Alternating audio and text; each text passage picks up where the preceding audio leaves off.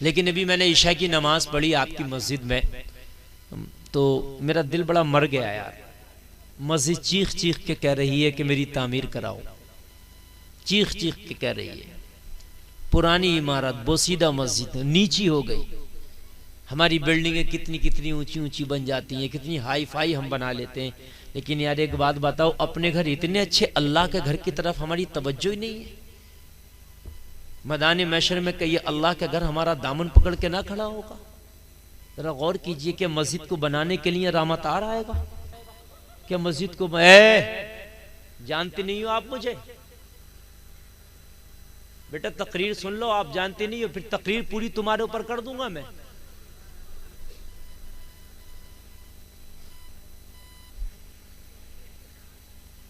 थोड़ी और इधर होकर बैठो, थोड़ी सी जरा, चलो इधर हो। असल में हमारी बच्चियां भी बेहया हो गई। वजह यह है कि हमने हया का दामन बिल्कुल छोड़ दिया, हमें पता ही नहीं है।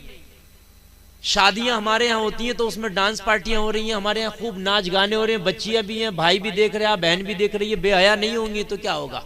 अब मौलवी की बातों पर औरतें हंसेंगी तो कयामत नहीं आएगी तो क्या होगा?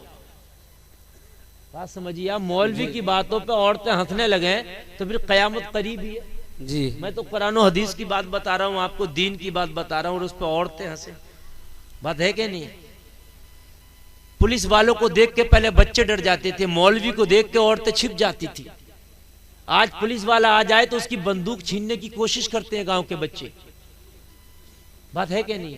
मौलवियों की बातों पर औरतें हंसती हैं, कयामत नहीं आएगी तो क्या है? मुझे बताइए आप जी। भाइयों कयामत बहुत करीब है, थोड़ा सा जरा जहन नशीन कर लीजिए। मैं आप अर्ज कर रहा था कि मस्जिद हम ही बनाएंगे, कोई और नहीं बनाएगा।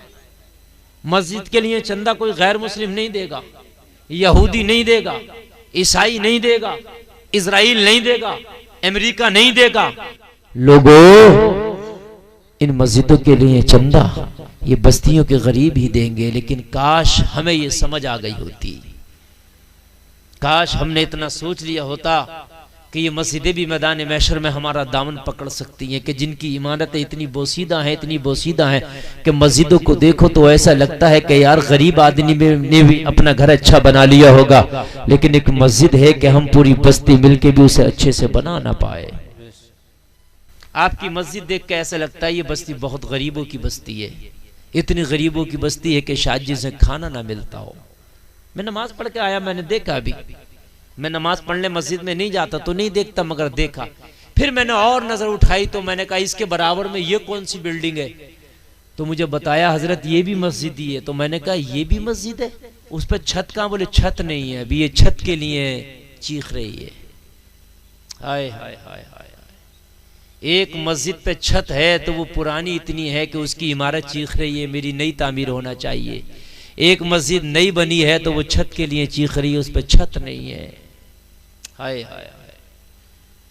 और तुम्हारा गांव ऐसा लगता है कादरगंज के इसके लोग बड़े दीनदार किस्म के लोग होंगे, जिन्होंने बड़ी अच्छी अच्छी मस्जिदें बना रखी होंगी, बड़ा अच्छा निज़ाम होगा।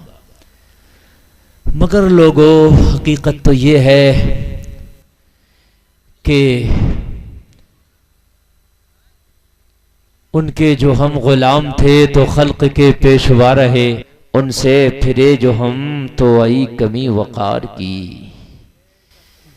दी अजाने कभी यूरोप के कलीसाओं में तो कभी अफ्रीका के तपते हुए सहराओं में, दश्तो दश्ते दरिया भी न छोड़े हमने, बहरे जुल्मात में दौड़ा दिए घोड़े हमने।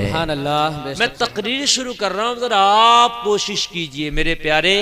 ये जो बातें थी मैंने आपसे कही, मेरा दर्द है। कुछ लोगों को मेरी बातें बुरी भी लगी होंगी, लेकिन मेरा उससे मकसद नहीं, मेरी आपसे कोई जाती दुश्मनी नहीं है। आप में से किसी ने मेरी जमीन नहीं दाबी है, आप में से किसी ने मुझे गाली नहीं बकी है, सब मेरे भाई हो। आप सब कलमा पढ़ते हो, कलमा पढ़ने वाला एक दूसरे का भाई है।